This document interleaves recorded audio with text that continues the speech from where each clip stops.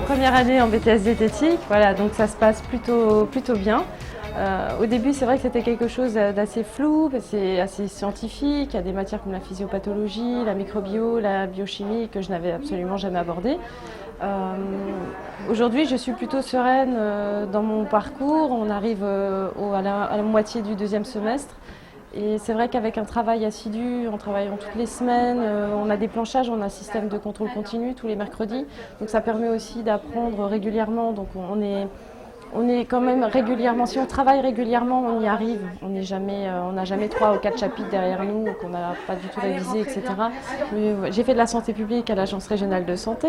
J'étais administrative en ressources humaines pour finir là, il y a encore 2 ans, donc coordinatrice RH, etc.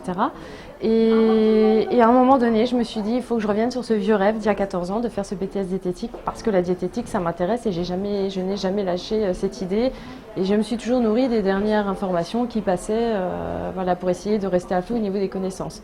Et à un moment donné, il se passe des choses dans la vie et c'est ce qui m'est arrivé. Je me suis dit, maintenant je pense à moi, mes enfants sont grands et maintenant je décide de faire une reconversion. Et c'est pour ça que je suis là.